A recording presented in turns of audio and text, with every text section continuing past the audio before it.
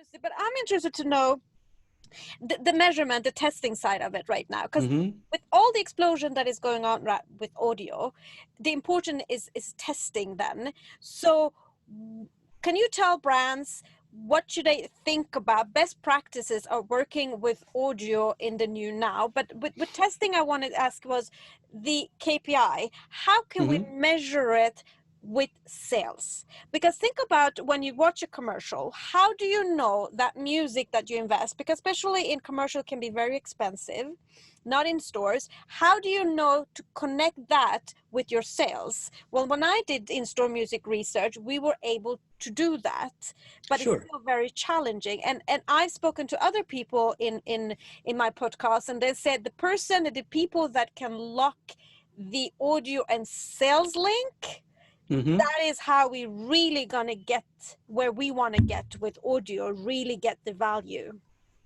Yes. Well, I mean, obviously, one of the places where you can tie it in is in your messaging, if there's an audio piece of that. If you have a script and somebody reads it, that's sound. Yeah. You know, and so very often, again, it's not necessarily about any one asset, it's about optimization. And so you can pre-test, you know, let's say a spot that you're going to run on the radio. You can do a pre-test because there are companies out there that now are specializing in this, where you could take, okay, here's 2 different scripts, here's 2 different voiceovers, here's 2 different pieces of music. What's the combination of script, voice, music that produces better recall, that hits the attributes that I want to represent with my brand? We can test for purchase intent. And, you know, at Pandora, we can see the impact of some of these changes on the way people are responding to ads that we are delivering. And select an ad that performs better. You know, does that result in a direct sale? To your point, sometimes it's difficult, you know, to pinpoint one specific thing. But I think this is what's important that marketers often forget, is that we're talking about an experience as a whole. And one thing that we do know from the experience is that the more congruent all the sensory elements are, the more they're aligned together, you know, it improves the receptivity to the message, it improves the recall, it improves the familiarity, it improves the likability. And these are all things that have a direct impact on a consumer making a choice for a particular brand. And so again, just by kind of tuning in this idea of, you know, making sure that you have a congruent representation, that you're not always changing your brand voice with every campaign, with every piece of information, then you're moving the needle closer to having an impact. And we can certainly see when we get it wrong. You know, there are times where you can, you know, I mean, there are famous examples of brands that have spent a lot of money on a particular brand voice or a particular piece of music, only to find that the associations at the end of the day weren't there, the recall wasn't there, all of the elements that go into driving purchasing are there. You know, so, you know, I say to brands, you know, the parameters you want to look at are congruency, how well does it fit the brand, you can test for that. Flexibility, you know, are you building a sonic identity where it's flexible enough that you can remember things like a melody, but you can change it up if there's a particular emotion that you're wanting to hit, or maybe culturally relevant, you know, changing some of the sounds to fit a cultural backdrop or perspective.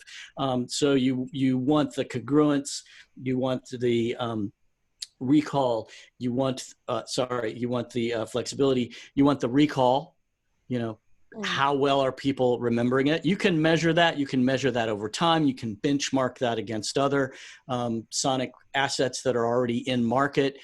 You can take a look and see if there are things that you're doing that improve that recall and get that there.